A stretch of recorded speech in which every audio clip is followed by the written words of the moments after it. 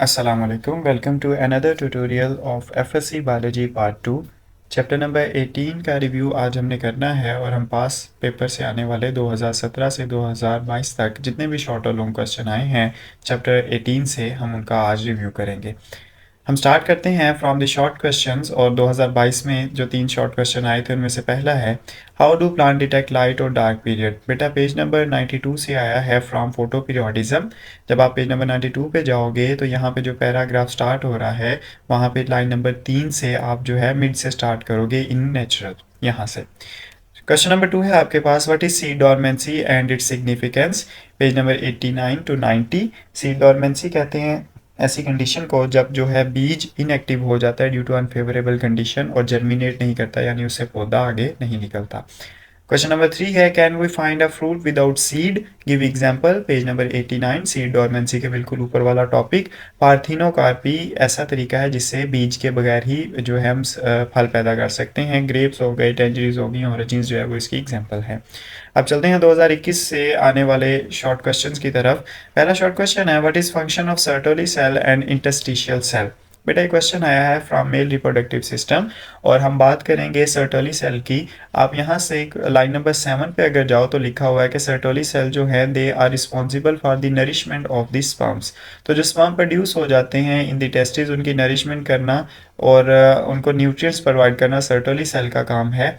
जबकि interstitial cell के बारे में आपको लिखा हुआ नहीं मिलेगा। आपको यहाँ पे जो पेज नंबर है आपके पास 96 के आगे पेज नंबर 97 है, वहाँ डायग्राम बनी हुई है। तो आप इंटरस्टिशियल सेल के बारे में लिखोगे क्या, मेरी स्टेटमेंट सुन लें ध्यान से।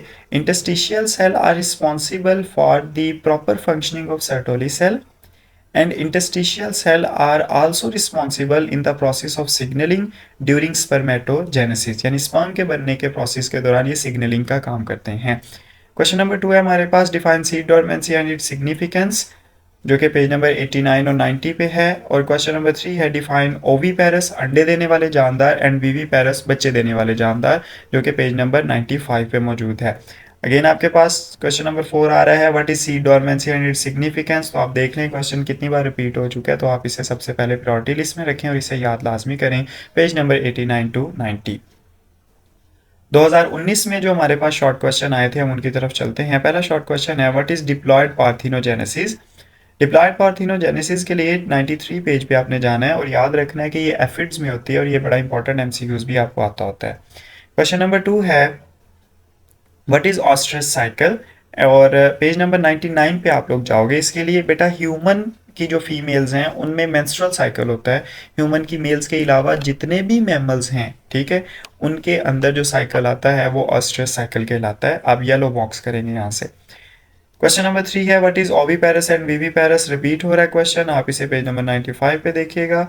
क्वेश्चन नंबर 4 है what is role of gonadotrophin hormone in female. Page number 99। Page number 99 पे जैसे ही आप जाओगे तो सबसे पहले पैरा स्टार्ट हो रहा है जिसमें लिखा है गोनेडोट्रोफिन वो हार्मोन है जो गोनेड से फीमेल के यानी कि ओवरी से रिलीज होते हैं और पूरे का पूरा मेंस्ट्रुअल साइकिल जो है इन्हीं गोनेडोट्रोफिन हार्मोन पे डिपेंड करता है। Page number 99। अब हम चलते हैं 2018 से आने वाले शॉर्ट क्वेश्चन की तरफ। पहला शॉर्ट क्वेश्चन है what is vernalization. Low temperature पे पौधों के अंदर फूल खिल जाना जो है इसे हम वर्नलाइजेशन कहते हैं। Page number 92। दूसरा शॉर्ट क्वेश्चन है व्हाट इज एपोमिक्सिन। तो एक तरह से पौधों में पार्थिनोकार्पी करवाने का ये एक तरीका है जिसमें हार्मोन रिलीज होते हैं। तो यहाँ पे आप पेज नंबर 93 पे मौजूद येलो बॉक्स को पढ़ोगे। क्वेश्चन नंबर 3 है what is internal and external fertilisation. बेटा फर्टिलाइजेशन कहते हैं स्पर्म और एग के मीट करने को। इंटरनल से मुराद है स्पर्म का बॉडी के अंदर रिलीज होना जैसा कि मैमल्स में होता है, रेप्टाइल्स में होता है।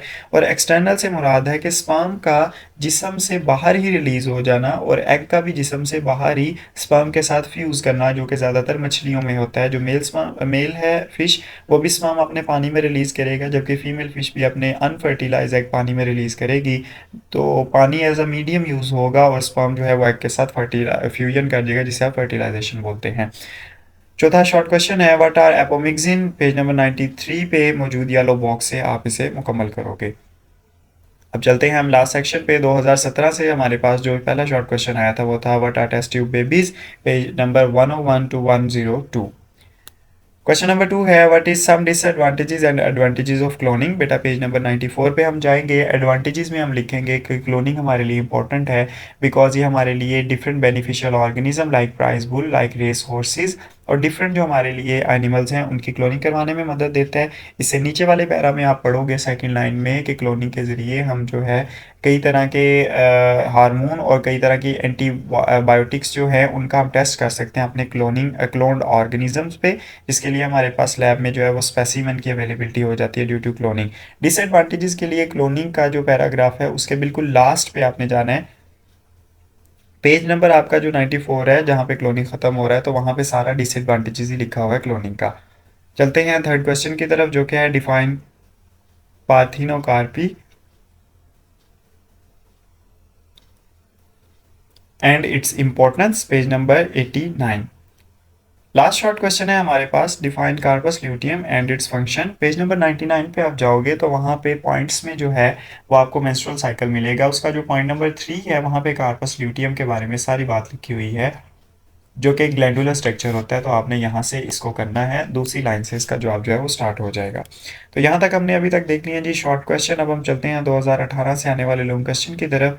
पहला लॉन्ग क्वेश्चन है हमारे पास discuss sexually transmitted diseases. 4 disease हैं, चारों ही आपने अटैम्प्ट करनी है। गोनेरिया, सिफिलिक्स, इसके अलावा जेनिटल हर्पस और लास्ट है हमारे पास एड्स। दूसरा हमारे पास लॉन्ग क्वेश्चन है describe phenomena of fruit set and fruit ripening, page number 90।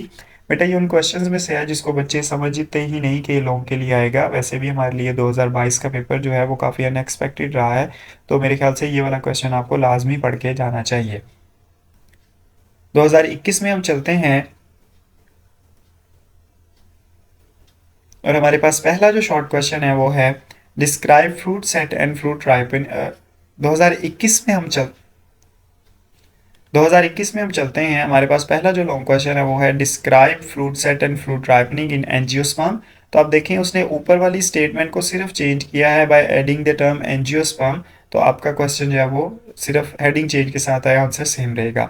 दूसरा लॉन्ग क्वेश्चन है write a note on identical and fraternal twins. इसके लिए आप 94 पे जाओगे। 2019 में हमारे पास जो लॉन्ग क्वेश्चन आए थे चैप्टर नंबर 18 से वो था write a note on vernalization, page number 92 again repeat हो रहा है। क्वेश्चन नंबर 2 है describe male reproductive system in man, page number 96 and 97। Male reproductive system की डायग्राम हम लाजमी बनाएंगे और साथ में हम जो है वो बनाएंगे स्पर्मेटोजेनेसिस जो है उसकी तस्वीर डायग्राम भी हम बनाएंगे। 2018 में हमारे पास जो लॉन्ग क्वेश्चन आया था पहला वो था बेटा right a note on tissue culture and cloning. काफ़ी आसान शॉर्ट लॉन्ग क्वेश्चन है, 93 एंड 94। और दूसरा लॉन्ग क्वेश्चन आया था write a note on birth, page number 100 to 102।